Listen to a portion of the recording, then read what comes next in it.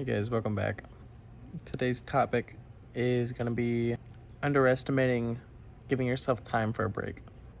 I don't think a lot of people realize how beneficial taking a day off, 2 days off, however much time off of something you've been working on. Now, it may seem counterintuitive to advice you've heard about people saying you should hustle all day, every day. Make sure you're just working all the time, getting everything done. For the most part, I agree. I think you should be pushing yourself often, but knowing when you've reached your limit and trying to avoid burnout is whenever you should start taking that rest, or at least considering it. I was kind of inspired today to talk about this topic. I hurt my chest while I was doing some exercise, and I had to stop. And chest day is my favorite day. I think it's everyone's favorite day, but still, it sucks. It sucks. You're just gonna have to stop working out the chest and just focus on some other muscle group for the day. But I know that if I kept going, it's just gonna hurt more. I'd be doing more harm than good working it. Another example I'd like to provide is when I'm working on my certified public accountant study material. I started off just trying to go as hard as I can at the beginning, minimum 2 hours a day, forcing myself to get to the next one. Spending all that time just trying to just get the 2 hours and then log off. And it gave me kind of an unhealthy kind of mindset towards it.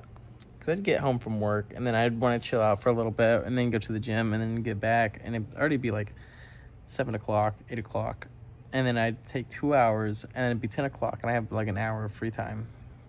I think that's fine for a little bit. If I were to cram for 1 week and then take the exam, I think that'd be okay. But trying to sustain that amount, it was just too much for me. Then I got mono and I had to take a break. I kind of forced myself to. And doing so kind of made me reflect and come to the conclusion that method of studying just wasn't really working. My main problem is that I already knew most of the material because I'm fresh out of college. And my problem with the questions was that I'm just getting them barely wrong off of just little things. For example, if you're doing a yearly interest payment, it's typically based off of how much the interest expense is accrued during the year.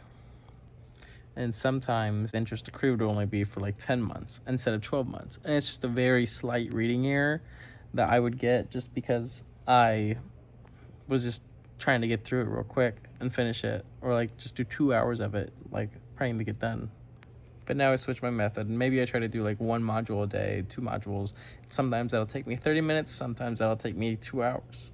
On the ones that take me 2 hours, I'm not really looking at the time. I'm just, getting it done, understanding the material, and it's just a much healthier way of going about it.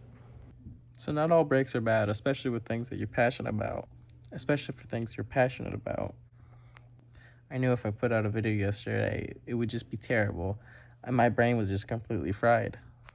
It kind of is right now, because I took some melatonin and I'm just sleepy. But I can't go 2 days in a row without posting. So when it comes to work, there's a reason your boss gives you vacation days. You got to take the time off to recover and, enjoy your life outside of work. Because burnout is very real. And I'm sure, everyone who works a 9 to 5 or works really hard at something for a long period of time, you've definitely experienced it. And I mentioned earlier about taking breaks from things you're passionate about too. You'd think that if you loved it so much, you would never want to take a break. And that's okay. Just wait and listen to your body, listen to what it's saying.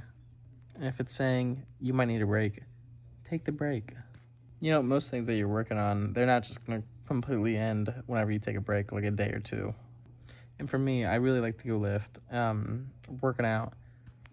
And I do a 6-day program where I'm on 6 days off one day.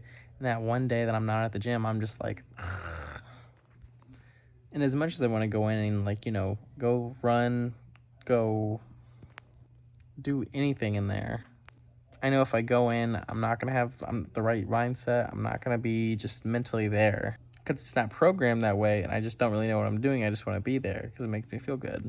But having a rest day gives me the time to recover just mentally and catch up on anything I was lacking during the week. I don't want to take this break, but I have to. And then the next day, after the rest day, I feel energized and I'm ready to go and do it all over again. If you're really hardworking and you're reaching your goals, maybe take some more breaks. Don't go crazy and just quit everything, but allowing yourself that time to just recover mentally, physically, spiritually is really underestimated. It's really it's really underestimated. That's all I got to say. I've messed up saying underestimated 4 times. I'm out. See ya.